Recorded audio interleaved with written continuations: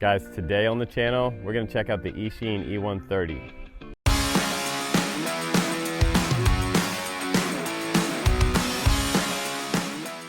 What's up guys, welcome back to the field. Today we're going to check out Eachine's E130. It's a ready-to-fly helicopter that comes with a 2.4 transmitter, and I think it's a pretty good size.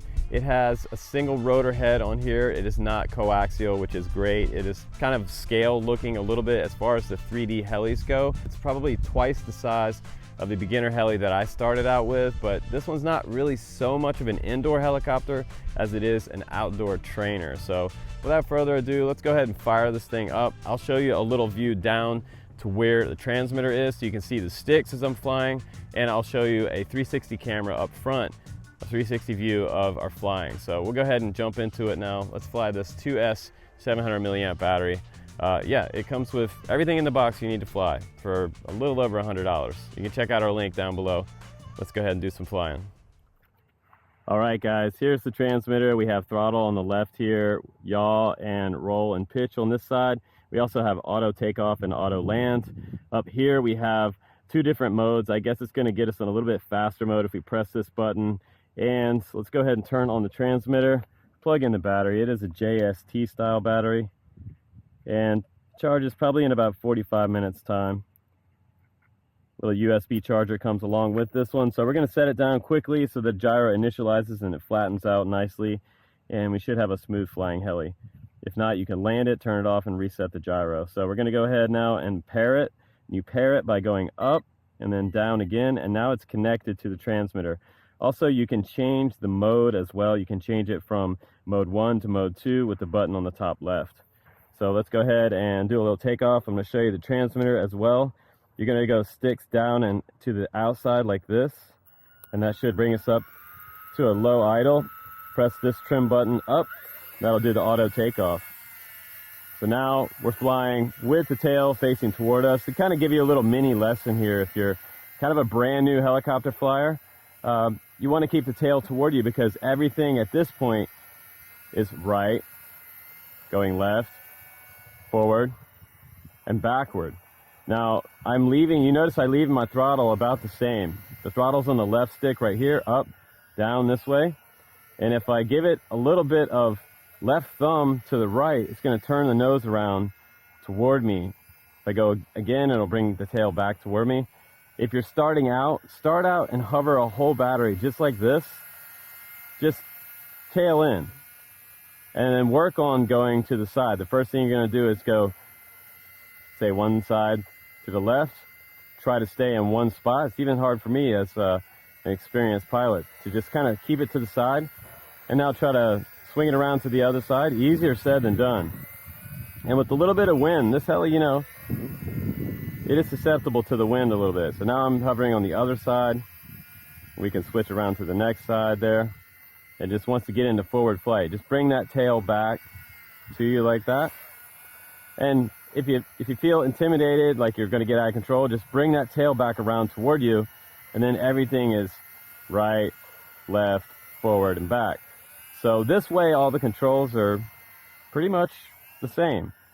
Now where things get tricky, if you're a brand new pilot, if you're a beginner, this is your first ever RC heli, if you learn how to fly nose in, line of sight, you're going to be able to be a way better RC heli pilot. So nose in, that's kind of the holy grail of helicopter flying. So nose in, everything is opposite. If I press right, it's going to go to my left. If I press left, it's going to go right. If I press away from me, it's going to come toward me. And pull the stick, right stick toward me, and it's going to go away. So that's a skill that a lot of people don't learn in the very beginning. Even like seasoned 3D pilots sometimes don't learn to hover nose in, and they kind of pay for that later. It teaches you a lot about helicopter orientation if you do it just like that. Just learn how to hover nose in. I swear to God, you'll be a better pilot. So now I'm going to go ahead and, since I've kind of got all my orientations down, what we do is we start out left, you know, just side two flying, left and right. You've already learned tail in. Maybe you did a whole battery there. So now you're ready to kind of tackle forward flight. And this is where you're going to do a combination of like aileron left and right with your rudder. So your rudder stick is going to swing the back of the tail around. A lot of times heli pilots kind of look at the nose of the aircraft, where the nose is pointing, to figure out which way the yaw is going. So yaw is the same thing as rudder. So now I'm just going to do a little forward flight here, and we'll go out a little bit in the field, not too far, because you don't really want to go far out enough that like you're going to lose track of where your heli is. Sometimes it's a good thing to do it on purpose and practice like regaining your orientation to figure out where it's at. You know what I mean? So if you get in trouble, you can always go down and kind of land, because honestly the head speed on this is so low, you're not likely to like throw links or damage this little heli very easily, unless you hit maybe the tree over there. It's a good idea to start out. If I was a beginner, I'd be in the middle of this big field over here, well away from the trees. But the cool thing about the 130 is like you can fly it pretty much in a ballpark, a tiny little field like this, pretty much anywhere. Let's go ahead and buzz the tower, as we call it.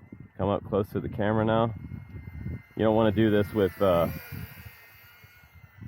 you know, beginner skills. You want to make sure that you know what you're doing, you know which way you're flying before you try to fly by your head.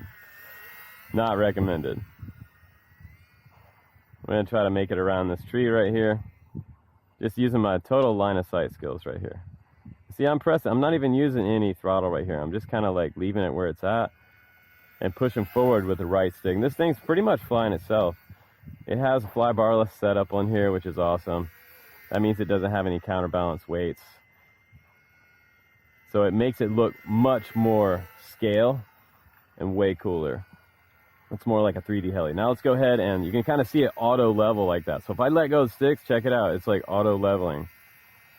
That's what's really cool for the beginners. And let's check out the yaw rate. It's not very fast. And by the yaw rate, I mean just like full stick right there with the yaw. And that's how fast it's going to spin around. Go the other way. And now I can press this right button here, and you might see the pitch change. So it should give us a little forward, faster forward speed. Long press that right button. And now it looks like I'm going a little bit faster. And if you get out of range, I'm thinking this thing probably has 300 meters of range. If you get out of range, guys, it's going to fail safe and it's going to come to a landing. A little bit of wind pushing on it right there. But the green canopy helps a lot. Green and orange. I used to fly yellow canopies a lot because yellow is really easy to see in the sky. I used to fly a T-Rex 500 a lot. I still have the same helicopter. I used to buy a lot of Align stuff. I flew the T-Rex 700 for a while, the V3. The thing was a beast.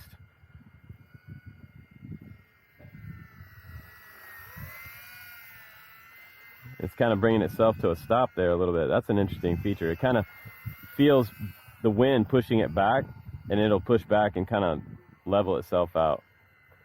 If it gets past a certain threshold, it's going to level itself out. Uh-oh, almost hit a tree there. Kind of have to look forward. Like a good tip for beginners is like anticipate your turn. Like that tree's there, so I want to anticipate turning before I get to the tree. It's really hard to turn these things at the last minute. At the last second, this doesn't have a lot of, it kind of turns, you know, like a big SUV. You know, you can swing the tail around like this and turn a little quicker. It's pretty agile. It's pretty cool. I love the way the disc looks on top of the heli. It's got a little bit of orange in the blades. And again, this is a 130 size. The 130 size is like super beginner friendly. Like if you fly RC airplanes already, you could fly this all day. And this would be a fun thing to bring to the field. Yeah, so for a first helicopter, for a first RC helicopter, it's an easy no-brainer. And I wish it was this easy when I first started, because my YuXiang was expensive and kind of hard to fix. And I think YuXiang is still making helis. I don't know that they'd still do the mini 3D helis. I mean, this thing had full manual mode, and you could get into trouble so quick with it. And this one, I don't see that it has a manual mode on it. So you're kind of locked into flying in stability mode. So if that bothers you, you probably want to find a different RC heli that's this size that has manual mode on it if you're a more experienced pilot.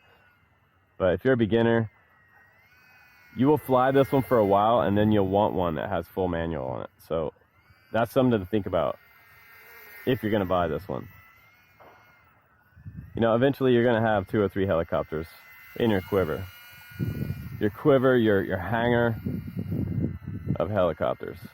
They're just kind of addictive and they look cool.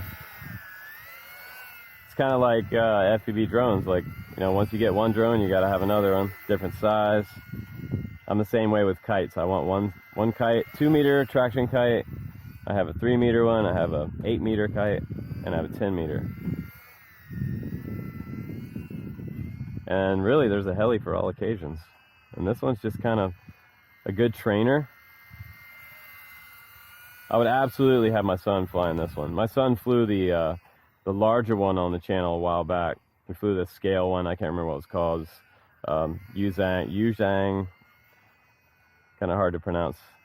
But Eachine also makes the same one. We have a red and white version of the Eachine one to fly for you guys soon. So we're gonna review that one on the channel as well. Doesn't it look cool though? It's so stable. And it doesn't have any kind of position hold on here. It doesn't have like optical flow.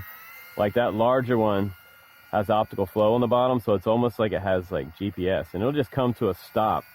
And this one kind of like it's skating on ice. Just constantly in some type of forward motion, to the side, or otherwise. But the canopy looks cool. And the canopy is made of plastic, it's not fiberglass. But for around the $100 price point, $130 I think this one was. It's about what I expect. It doesn't have a carbon fiber tail boom or anything like that. It's not super fancy like the OMP hobby stuff. This is just like a bare bones, cheap, fun RC helicopter trainer. Take some chances there, going low around the tree. I don't know how well you guys can see that. I really want to fly through that gap, but I'm probably going to crash if I do that and damage my blades. They also give you an extra flywheel main rotor inside the bag of accessories, and you get 2 extra blades. So guys, if you like break your blades, you can put new blades on, and you can order extra parts for this heli as well, which I should mention. You can order extra links. Not likely to break the landing gear because they're super lightweight. It kind of has a low profile, extra long tail on this heli too, which I kind of like. It has more of a like a 3D heli look. It's an imposter 3D heli. But if you like that look, this is the one for you. And it doesn't have a brushless motor on here. These are brushed motors on the tail and on the main motor. So it's very slow, low head speed. It's not intimidating. And just easy, fun flyer. And so after you work on your straight ahead flying, your forward flying, you can work on flying figure 8s. That's the next thing that I would recommend. Fly figure 8 and do it nice and slow and controlled, right in front of yourself, back around, and that's gonna get you like working on all your different like flight orientation and your stick axis. Just do big figure 8s. You don't have to do them small. Still nice and slow, probably slower than what I'm doing. Just whip that tail around, and after you get it one way, go the other way. I think our battery's just about done here. So that should get you started in flying a beginner heli. If you want to learn how to fly an RC heli, again, this is like stupid easy. Stupid easy. I say that, but I've been flying for helis for 20 years. So I'm going to come in over here. I'm going to test out our auto land feature. So I'm going to come fly back, if I can, over here to the landing pad. I'm going to press that down trim button. Okay, we're going to get over our landing pad here. Hopefully this works out good. Okay, take your time on your landings. You know, practice your landings and takeoffs. Oh, off the pad. So that was a lot of fun to fly this today. Super easy to fly, no stress. And now I get to take it home all in one piece. And that's like the biggest thing for RC. If you actually take something home in one piece and nothing's broken, it's kind of a miracle. And that's the miracle of RC stuff, and that's what makes it fun. So every time you fly, it's kind of a risk when you fly. So yeah, I'm happy that mine is all in one piece here.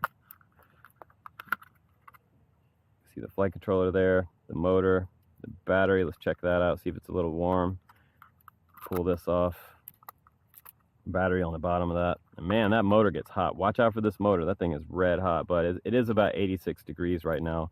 And we flew today before. It's going to be, I think it's going to be 103 today, so it's going to be crazy hot. You can see the stabilizer there, the flight controller, the RX antenna, but super cool. And I think you can bind this up with other radios like the Radio Master radio. So if you wanted to do that with your already existing Radio Master radio, you could fly it off that. Probably be a lot better than this little radio, but it's not bad, even though it has the bubble style gimbals on here. It is what it is, and it's around 130 bucks. If you want to check one out, you can check out our links and get started in flying an RC heli. I think you would like it. It's super chill, and they just look so cool once they're in the air. I love them. But take care, guys. Check out more of our reviews coming up, and join our Discord, because we have a lot of RC heli talk and FPV talk 24/7 in the Discord. Guys, I'm Justin Davis. Take care, and I will see you on the next one.